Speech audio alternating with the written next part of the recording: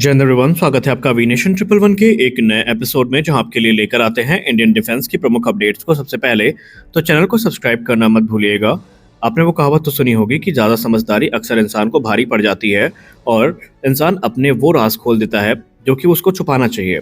और ये चीज़ें पूरी तरीके से पाकिस्तान के ऊपर इस समय सही बैठ रही हैं। आपको याद होगा 2 दिन पहले हमने डिफेंस न्यूज़ के वीडियो में Pakistani pilot air commodore Nauman Ali Khan के एक इंटरव्यू के बारे में बताया था, जो कि उन्होंने हम न्यूज़ को दिया था। और उस दौरान उन्होंने कुछ ऐसी बात कर दी जो कि शायद उनको पता नहीं था कि पाकिस्तान की कितनी बड़ी पोल खोल सकती थी।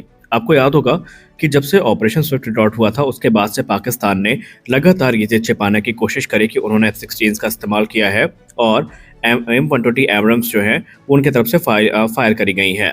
लेकिन अब यहाँ पर नौमान अली खान का जो बयान है वो उनके ऊपर ही भारी पड़ रहा है। और उन्होंने अपने बयान में जो रूल्स ऑफ एंगेजमेंट की बात करी थी, उनके बयान से स्पष्ट है कि पाकिस्तान ने खुद अपने जो रूल्स ऑफ एंगेजमेंट है उसको तोड़ा है। दरअसल उन्होंने ऑपरेशन के बारे में बात करते हुए ये कहा कि हमने एक MiG-21 को मार गिराया है जो कि पाकिस्तानी टेरिटरी में एंटर कर चुका था, लेकिन हमें जो इंडियन बॉर्डर्स हैं उनको क्रॉस करने की परमिशन नहीं मिली, क्योंकि ये हमारे रूल्स ऑफ एंगेजमेंट के अगेंस्ट था और हम एनिमी टेरिटरी को क्रॉस नहीं करने वाले थे, क्योंकि हमें इसकी परमिशन नहीं थी। अगर हमें परमिशन होती तो हम अधिक से अधिक भारतीय फाइटर जेट्स को मार गिरा सकते थे। लेकिन उसी बयान में उन्होंने कहा कि हमने एक भारतीय वायुसेना के सुखोई 30 MKI को लॉन्ग रेंज मिसाइल से हिट किया है, जो कि इंडियन साइड में था और वो LOC को ब्रीच करने की कोशिश कर रहा था। यानी कि उन्होंने कुछ समय पहले जो रूल्स ऑफ एंगेजमेंट की बात करी थी वो अगले ही बयान में उसको तोड़ते हुए नजर आ रहे हैं। खैर, पाकिस्तान के इस बयान में बहुत सारे फ्लॉज हैं जिनको पाकिस्तान खुद एक्सप्लेन नहीं कर पा रहा है। कभी वो ये कहते हैं कि दूसरा बंदा हमारे तरफ लैंड हुआ था और एयरक्राफ्ट का जो रिकेज है वो भारत की तरफ गिरा था, लेकिन उनके पास कोई भी ऐसा विजुअल एविडेंस नहीं है, ना रेडार डेटा है, ना ही कोई दूसरा ऐसा पुख्ता सबूत जहां पर यह बात साबित हो सके कि भारत का कोई दूसरा फाइटर एयरक्राफ्ट मार के गिराया गया था। दरअसल आपको बता दें कि भारत शुरुआत से पाकिस्तान के ऊपर ये आरोप लगाता रहा है कि पाकिस्तान ने अवैध तरीके से F-16 का इस्तेमाल किया था। और जो इंटरनेशनल डिफेंस एनालिस्ट हैं वो पूरी तरीके से इसको अमेरिका का फेलियर मानते हैं कि अमेरिका अगर इनकी एक्टिविटी को मॉनिटर कर रहा था तो इतनी बड़ी मूवमेंट उनसे मिस कैसे हुई। खैर, पाकिस्तान के इस क्लेम की पोल ऑलरेडी कई बार खोली जा चुकी है, लेकिन इस प्रकार के जो इंटरव्यू है वो कहीं ना कहीं पाकिस्तान को ही लगातार एक्सपोज करते नजर आ रहे हैं। हम लोग ये अच्छे से जानते हैं कि सुखोई 30M के ऊपर कई एब्रम्स फायर करी गई थी और हमने ऑलरेडी कई बार इस पर डिटेल्ड वीडियो में आपको बताया भी था कि कैसे सुखोई 30MKI ने उनको डॉज किया और पाकिस्तान का जो पूरा मिशन था, जो वो सोच के आए थे, वो पूरी तरीके से विफल हुआ। और ये बात हम नहीं बोल रहे हैं, बल्कि पाकिस्तान के जो सीनियर ऑफिशियल्स हैं उन्होंने कई बार अपने इंटरव्यूज में ये बात मानी है कि उन्होंने F-16 का इस्तेमाल किया और सुखोई 30MKI ने उन सारी मिसाइल्स को डॉज कर दिया। यानी कि उनका जो मकसद था वो पूरी तरीके से फेल हुआ। लेकिन अब पाकिस्तान को इसमें लीपापोती तो करनी ही थी, तो उन्होंने एक पूरी की पूरी फिक्शनल कहानी बना दी और वहां पर दूसरा बंदा वाला जो कॉन्सेप्ट है वो उन्होंने ला दिया। खैर, वो जिस भारतीय वायुसेना के फाइटर जेट को डाउन करने की बात कर रहे थे वो ऑलरेडी भारतीय वायुसेना ने 2019 के एयरफोर्स डे में फ्लाई पास्ट में उड़ाया था और भारत ने सबूत दिया था कि ऐसा कोई भी एयरक्राफ्ट जो पाकिस्तान क्लेम कर रहा है वो डाउन ही नहीं हुआ है। तो यहाँ पर क्लियर है कि पाकिस्तान में एक जो पूरी तरीके से इंटेंट है वो ये दिखाने की कोशिश की जा रही है कि कैसे हमने दरियादिली दिखाते हुए भारतीय फाइटर जेट्स को छोड़ दिया, जबकि कहानी एकदम इसके उल्टा थी।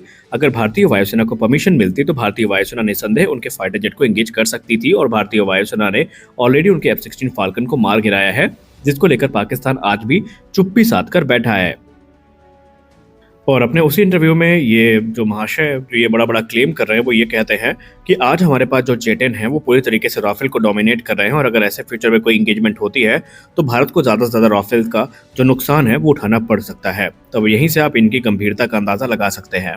अगली रिपोर्ट में बात करने वाले हैं कैसे रिपोर्ट के बारे में, जिसको लेकर इस समय काफ़ी ज़्यादा डिस्कशन चल रहा है।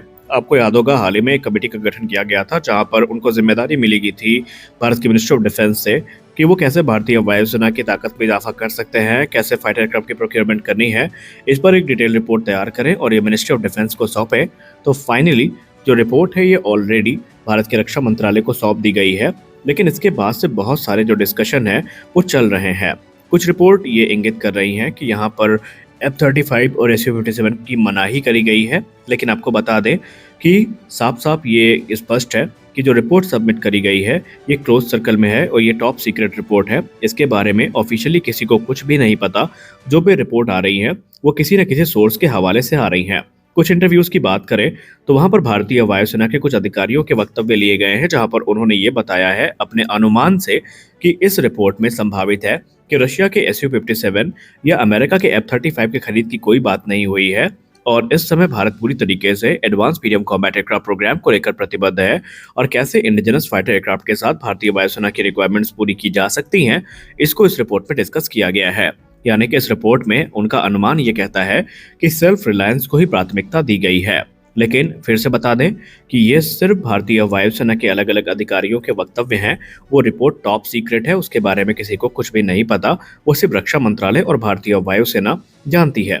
हाँ, अगर हम बात करें MRFA की, तो निसंदेह अब MRFA प्रोग्राम धूमिल होता नजर आ रहा है, क्योंकि MRFA का उद्देश्य था 2026 तक भारतीय वायुसेना को एडवांस फाइटर्स से इक्विप करना। 2025 में हम लोग जी रहे हैं और अगर आज भी MRFA में कुछ होता है तो डील साइन होने में कम से कम 2026 तक का तो समय लग ही जाएगा। और ऐसे में जो पहला एयरक्राफ्ट है वो हमें 2031 से 32 के बीच में मिलेगा, लेकिन उस समय इसका कोई महत्व नहीं होगा क्योंकि ऑलरेडी हमारे तेजस मार्क 2 प्रोडक्शन में आ चुके होंगे।